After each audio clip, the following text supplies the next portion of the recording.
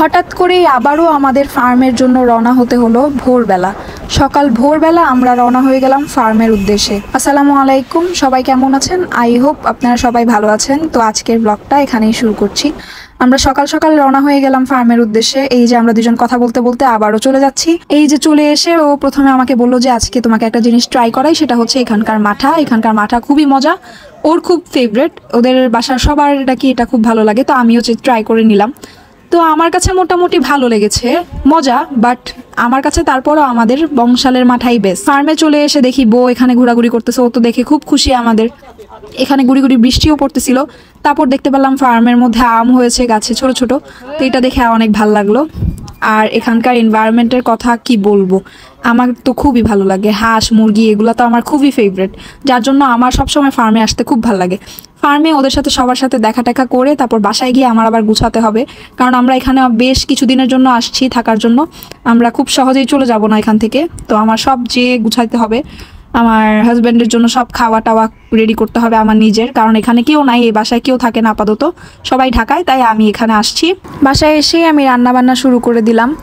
এখানে ভাত রান্না হচ্ছে আর পাশে একটা তরকারি রান্না হবে, কারণ আমি কিছুই তেমন পারি না, একদমই কিছু পারি না ডিম ভাজা ছাড়া। ভাতও ইভেন রান্না করতে পারতাম না, শ্বশুরবাড়িতে এসেই শিখলাম। এই 3-4 মাসে মোটামুটি অনেক কিছু শিখতেছি আস্তে আস্তে। জামাইয়ের এখানে এসেই ফার্স্ট আবদার, সে হাঁসের মাংস খাবে। এই যে আমি পুরাটা হাঁস ক্লিন টিন করে, কারণ হাঁসের মধ্যে অনেক ছোট ছোট লোম থাকে, খুব কষ্ট করে জীবনের ফার্স্ট টাইম আমার এই ধরনের কাঁচা মাংস ধরা। আমি কখনো কাঁচা মাংসও ধরি নাই, চেষ্টা করলে কে কি না পারে। তাই আমিও চেষ্টা করে সব ক্লিন করে জামাইকে হাঁসের মাংস রান্না করে দিয়েছি। অনেক মজা হয়েছিল আলহামদুলিল্লাহ। তারপর এখানে আমি চিকেন রান্না করতেছি আর সাথে পোলাও রান্না হবে। যেহেতু হাঁসের মাংস রান্না করবো, ভাবলাম পোলাও রান্না করে দিই, তো পোলাও দিয়ে খেতে ভালো লাগবে। তাই আমি ওখানে রান্না বসাই দিয়ে রুমে এসে দেখি আমার জামাই আমার জন্য আম পাড়াচ্ছে।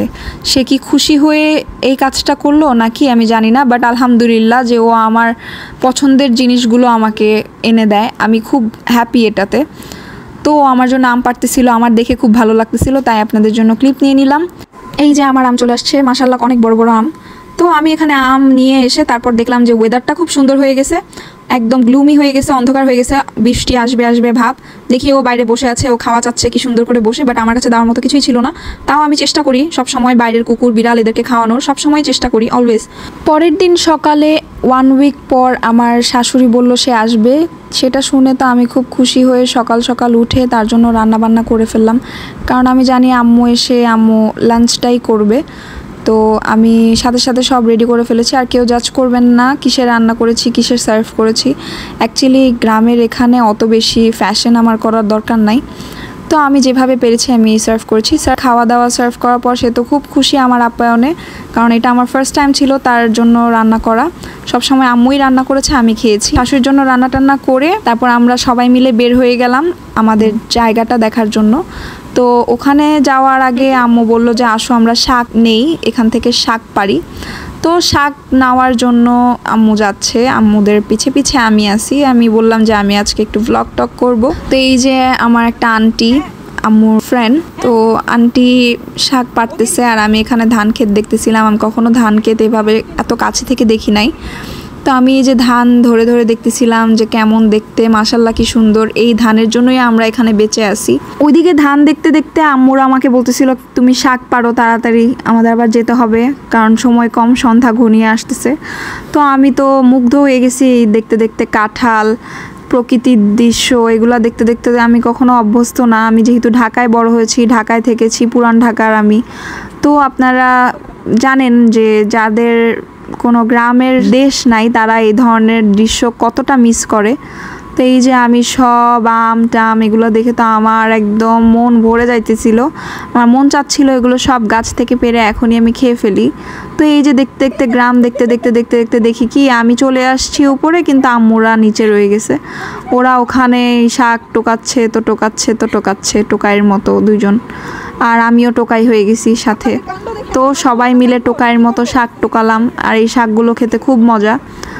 তো এই যে আমি আবার দেখতে পেলাম ধান ক্ষেতের মধ্যে একটা পাখি, খুব সুন্দর একটা পাখি, জানি না এটা কি পাখি, কেউ জানলে আমাকে অবশ্যই জানাবেন। তারপর আমি দেখলাম যে আম্মু কই চলে গেছে, আমার শাশুড়ি, সে একদম ওই নিচে চলে গেছে দেখার জন্য ওখানে কি আছে, গিয়ে বলতেছে এখানে মাছ আছে, এটা আছে, ওইটা আছে, দুষ্টামি করতেছিল আর কি। আমার শাশুড়ি খুব জলি মাইন্ডের একটা মানুষ, আলহামদুলিল্লাহ এরকম শাশুড়ি পেয়ে আমি খুব হ্যাপি। একটুও ভয় পাচ্ছে না যে পড়েই যায় নাকি, সে সাহস করে ওখানে চলে গেছে।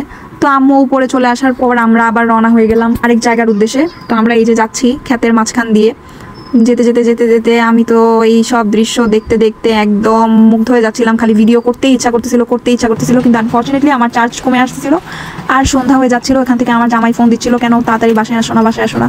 তারপরের দিন সকালে আম্মুরা চলে যাওয়ার পর ও আর আমি বের হয়ে গেলাম একটু ঘোরার জন্য। ও আমাকে নিয়ে যাচ্ছিল, ওর একটা কাজের জন্য যাবে, তাই আমাকেও নিয়ে গেল।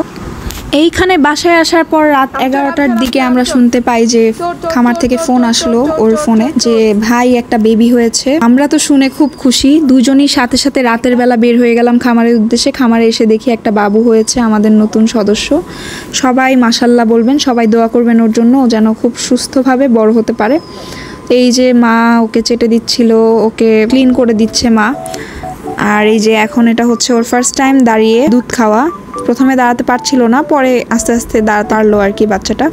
তারপরে যে এটা হচ্ছে প্রথম দুধ ওই মায়ের, তো এটা আমরা জাল দিয়ে নিচ্ছিলাম। তারপর হচ্ছে আপনার পরের দিন আবার আমি আমার জামাইকে চুরি করতে পাঠিয়ে দিলাম আমার জন্য আম। ও সব সময় আমাকে এইভাবেই ট্রিট করে, বাচ্চাদের মতো যেটা বলি সেটাই করে দেয়, আলহামদুলিল্লাহ।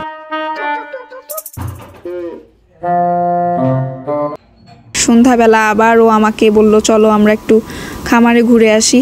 তো এই যে আমি ওর সাথে বের হয়ে গেলাম খামারের উদ্দেশ্যে। খামারে যাওয়ার সময় দেখলাম এত সুন্দর বাতাস, এরকম বাতাস না ভালো লাগে, আমার তো খুব ভালো লাগে। এই যে খামারে এসে দেখি বউ সুন্দর ঘোরাঘুরি করতেছে বাতাসে, আবার একটু ভয়ও পাচ্ছিল কারণ অনেক থান্ডারস্টর্ম হচ্ছিল, এই সাউন্ডটা খুব ভয় পায় আমাদের বউ। তারপরেও ও খুব ছুটাছুটি করতেছিল, খেলতেছিল। আর এই যে এখানে দেখেন আমার ফ্রেন্ড, ওই সেই ফ্রেন্ডটা যেটার সাথে আপনাকে আমরা পরিচয় করিয়ে দিয়েছিলাম, এই যে ও হচ্ছে আমার একটা ফ্রেন্ড। ওর একটা নাম দিতে হবে, কি নাম দিব আমি জানি না। ও খুবই ফ্রেন্ডলি, ও এতটা ফ্রেন্ডলি আমি আপনাদেরকে বুঝাইতে পারবো না। ও যেই যায় ওর সাথে এই ঘষাঘষি শুরু করে দেয়। খামারের আরও অনেক নতুন নতুন ভিডিও ইনশাল্লাহ আসবে যদি আপনাদের ভালো response pi. Thanks for watching. আজকের ব্লগ ইউটিউব পর্যন্তই। আল্লাহ হাফেজ, আসসালামু আলাইকুম।